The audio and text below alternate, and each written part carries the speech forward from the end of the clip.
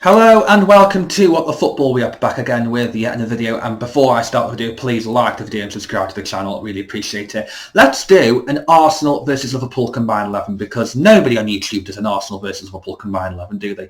Or combined 11s between two teams who are conveniently playing against each other over the weekend.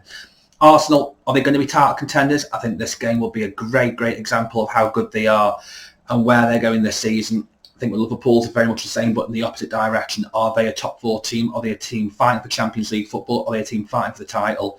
We'll surely find out over the weekend. How am I going to do this combined 11? Well, it'd be easy doing it on current form. It'd be easy doing it on which players available. I'm just going to pick, if it was down to me, if all these players were available, who are available this week, by the way, what my 11 would be. That's it. That's pretty much it. So goalkeeper, would I rather choose Aaron Ramsdale or Alisson Becker? I think Ramsdale, the only thing he probably has against Alisson is he's probably more accurate distributor of the ball. I don't know if that's actually true or not, but I like the fact that Aaron Ramsdale likes to do the long diagonal, which is incredibly accurate, almost Ronald Koeman-esque. But I'd rather have Alisson in goal. I think Alisson better at commanding his box, possibly a better shot stopper. Yeah, in fact, definitely a better shot stopper. And without Alisson Becker, where would Liverpool be this season? They probably might be lower down the table, so it's got to be Alisson for me. Right back, is it going to be Trent or Ben White? Because Ben White's been playing this season, and I know Tomiyasu has been playing a few games in the Europa League, and Trent obviously has not been informed, but I'm still going to go for Trent. I think if I want to have a team, if I want to create a team with the two bunch of players available to me, I still go for Trent because, yes, he's got defensive deficiencies, but at the same time, his crossing is still top-notch, his free kick taking is top-notch, and his goal against Rangers might be his way back into Gareth Southgate's mind in terms of the World Cup.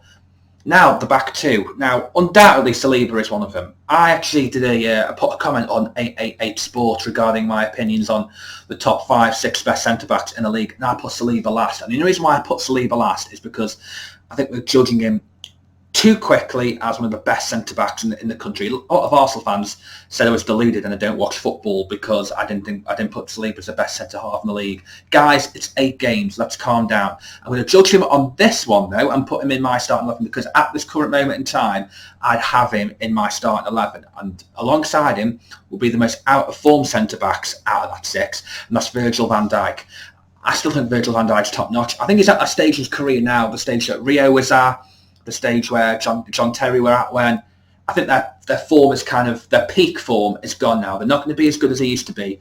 So they maybe have to, instead of being on the front foot in terms of a centre-half, they might be one of those reading of the game centre-halves where they kind of drop back a little bit and almost ask the person alongside them to step up. I think that's what we're going to have with Virgil van Dijk. And maybe Saliba can be that guy and Virgil van Dijk can just see the pitch.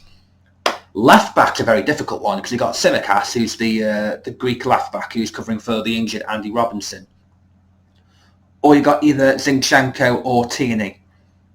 I think I'm going to have to go with Zinchenko. I think Zinchenko's probably the best footballer out of the 3. I think he's obviously the biggest winner, as he's won a lot of trophies with Manchester City. He's a Ukrainian captain, I believe, as well.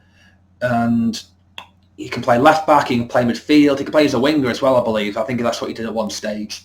I think he did it in the Champions League game against PSG for Man City. And I think he's been not a revelation as a signing, but I think he is. I said that he was the Ukrainian Philip Neville at one stage, and people thought I was being insulting. I think that's a very handy tool to have when you're quite versatile and you still get played every week. And I think this is what Zinchenko's getting at Arsenal. Midfield 3 is the most difficult one now. I'm going to go holding, controversially, Thomas Partey over Fabinho. And the reason why is, whereas I did the Trent and Ben White argument, Ben White's not a right back. Trent is the most natural right back, so I put Trent in there. Fabinho is not in form at the moment, Partey is. So for that reason, Thomas Partey's in the team. I don't think Partey is as good as people say he is. I'm going to be totally honest with you. I think if you were to give me both players right now, Fabinho's a much better player. Much more versatile, can play right back and centre back. But he's not in form. I think he's tired, to be perfectly honest with you. I think he's really tired after last season's exertions. So I'm going to go for Thomas Partey in that position. Alongside Thomas Partey, and this is going to be really, really controversial, I've gone for Thiago over Granit Xhaka. Granit Xhaka has undoubtedly been one of Arsenal's best players this season. But Thiago is simply the best link-up player in that Liverpool team. He is the one that makes them tick. And in my team, in my starting 11, I'd rather have him. And also with Thiago as well. If you got the security of Partey, it means Thiago can kind of do what he wants a little bit, quite deep as well. He's a very deep-lying player. He can probably play that kind of Michael Carrick kind of role, like Pirlo kind of role, where Marchisio was kind of the guy that was shielding, and Pirlo for Juventus is that kind of ball-playing, deep-lying playmaker, and Thiago can be that guy. So I've got Thiago in there, and I think with Granit Xhaka as well. Let's be fair with Granit Xhaka. He's had a good game. He's had good games this season. He's not yet had a bad game as far as I can remember. He's due a bad game, and he's due a red card as well. So I wouldn't have him in my team. And the number 10 role is going to have to be Martin Odegaard. I think he's a very silky footballer. I know I'm risking it a little bit by playing both Odegaard and Thiago, because Thiago is a little bit more of a deeper version of Odegaard. Odegaard likes to link the play as well. Doesn't maybe get as many goals and assists as maybe he should do, but I think this season we're starting to show a little bit more of that final product finally coming into place. So for me, Martin Odegaard, and I think he's really taken that captaincy role on. Now on to the front three. Right wing is the most difficult position, because I think both teams' star men play in the right wing. You've got Bukayo Saka and you've got Mo Salah, the two players in my thumbnail. I'd still go for Mohamed Salah. The old phrase, form is temporary, class is permanent, and Salah's class is permanent. He's still getting goals this season, not at the rate that he was getting at the start of last season. I think he's kind of continued the form from the end of last season onto this season, where he maybe wasn't getting as many goals, but he's still getting goals. Is the contract a reason for that? Probably not. I don't know. Only he knows. But I think, to be fair, he's still got more goals and assists than Bukayo Saka, so it's not really it's a no-brainer really.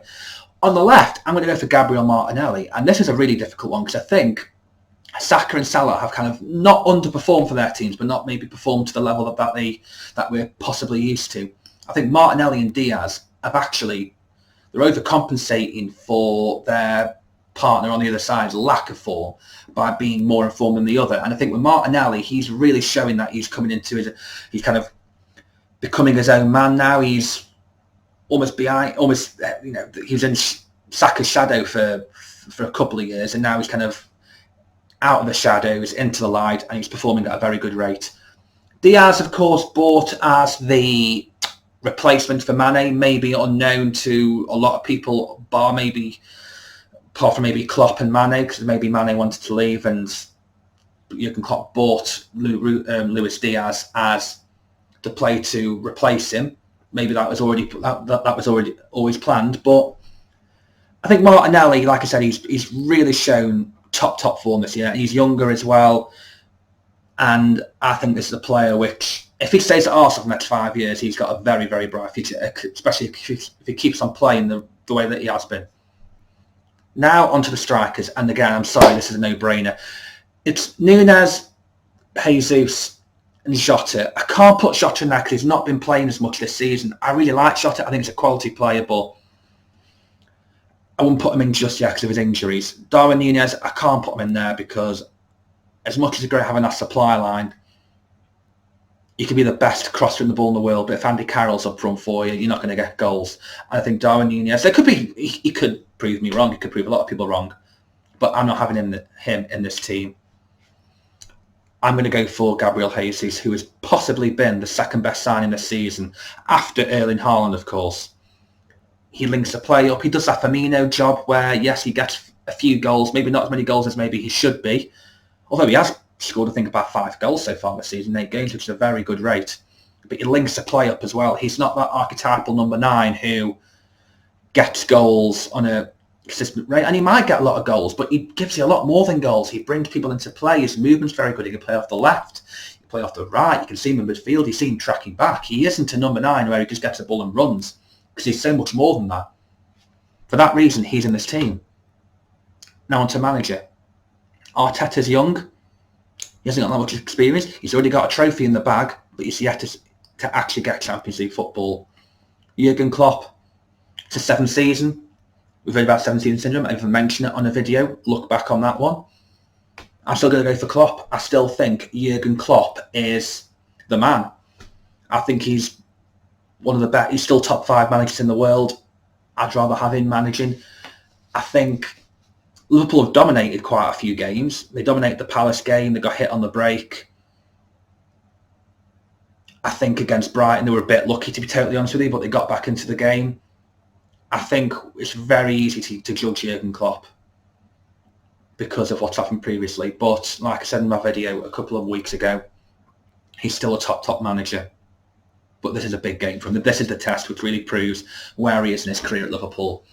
What will my score be for the game on Sunday? A Desmond.